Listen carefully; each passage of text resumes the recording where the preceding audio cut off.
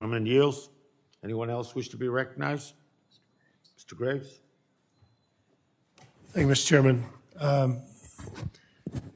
Mr. Chairman, I just have a quick question. I know that Mr. Stauber has a number of amendments today, and I also know that for the first time that I'm aware of, this committee has on multiple occasions just cut the hearing off or cut the markup off and blocked members of Congress from being able to offer amendments or represent their constituents. And I just wanted to inquire if that was the committee's intention for this markup session as well.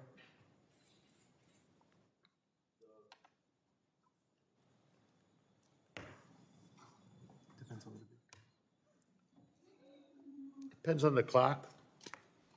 Now, we have business here, but my intention at this point, like it's been every time, is to have a full opportunity for every member to make their amendments.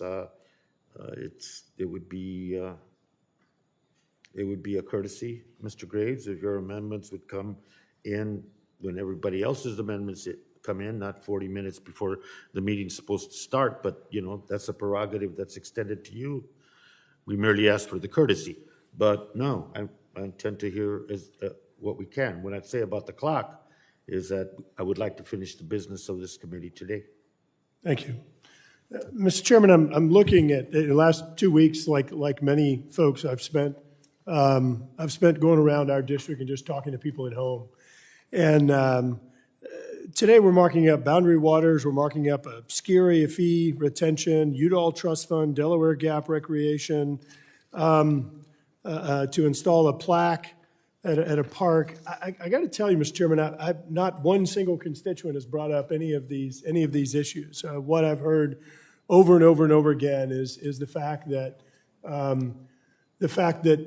people can't afford the energy costs, and it's been gasoline, but now we're increasingly seeing electricity bills. Electricity bills just going through the roof, and it's unaffordable to where people are being given the false choices, as I mentioned at our last markup session, between fueling their vehicle or buying groceries and other things that are really just false choices. Mr. Chairman, this committee has jurisdiction over energy production. That's what we do. That's what this committee's, I guess I'd say, our primary jurisdiction is. And here we are, and I want to spend a lot of time counting. This is how many bills and markups we've done on energy, on actually solving energy problems and actually bringing prices down and improving the affordability. They can't see it down there. The public can't afford this. They can't afford this. There was an assessment done by the Ways and Means Committee that said that the average American is paying $5,200 a year more because of record inflation, because of record inflation and what we're seeing. And look, this is Secretary Yellen. She says she was wrong. She says she was wrong. And look, I got to tell you, I have a tremendous amount of respect for her acknowledging that. I'm wrong, and I think it's important to acknowledge it when you're wrong. But she acknowledged it. And this administration has been fundamentally wrong on their energy policy, fundamentally wrong. And they're refusing to actually make changes. What are we doing here today? So the administration is talking about saying we want to have an energy transition. Okay, so how do you have an energy transition? You develop a plan that includes how you're going to transition. What we're doing today is we're once again saying no to energy, not just no to oil and gas, as we've heard for the last year and a half, but now no to renewable energy.